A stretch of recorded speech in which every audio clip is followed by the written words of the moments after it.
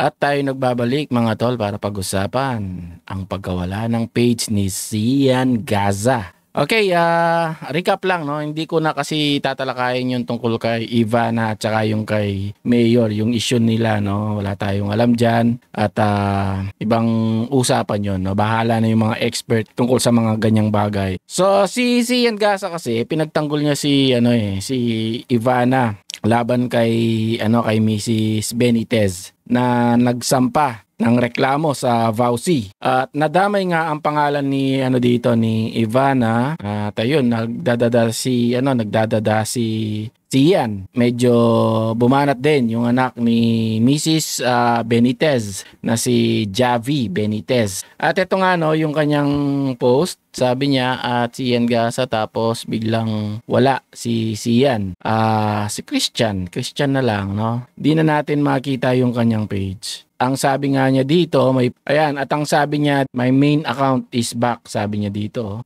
Merong isang account na ito, Christian Nagbabalik Gaza. I'm not sure, no, kung siya yan, kasi kahit naman sino is pwedeng mag-create ng account. At yung mga mapagsamantalang mga trolls na kagaya kay Yana nung na-delete yung account niya, kay Norme, pagka-delete ng mga accounts nila, ay may mga gumawa kaagad na hoping na makapang ligaw, no? Maligaw yung ibang mga mga naghahanap, yung mga totoong fans ni Yana at saka ni Norme, tapos mag-follow sa kanila, then later i-rename nila yung page. Okay, di tayo sure dito kung siya talaga to. Ayan, wala pa rin naman, no? Christian, wala pa rin. Wala talaga, no? Posibleng posibleng na-deactivate or siya mismo ang nag-deactivate temporarily. Posibleng ganon eh. And sabi niya dito, kapag ginamit mo yung connection mo para ipa-disable yung account ng isang tao illegally without any grounds for violation, ibig sabihin totoo lahat ng sinabi niya sa'yo, kaya kailangan mo siyang patahimikin.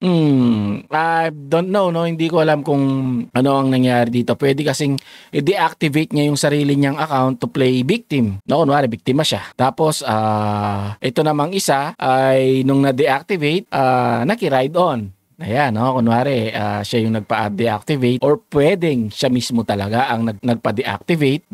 Sabi nga niya dito, ginamit niya yung connection niya. Posible yun, no? Posible para patahimikin nga tong si Sian Gaza, pero wala tayong kiniklaim dyan. Mga posibilidad lang yung pinag-uusapan natin. Pwedeng strategy din ni Sian na siya mismo yung nag-disable para biktima nga siya at pumunta sa Instagram or sa TikTok niya yung mga tao para mas dumami yung tapos i-reactivate niya ulit, sasabihin na nabawi ko na yung page ko, or pwede siyang gumawa ulit ng bagong page para pumunta naman doon sa bagong page na yon. Pero itong mga ganitong klaseng kasi tingnan nyo, napaka low quality pa ng image. I'm not sure kung talagang siya to, pero ang dami kagad followers, ang bilis, no? Pagka ganyan, no? What happened, Benitez? Why so quiet now? My account is reactivated. I know.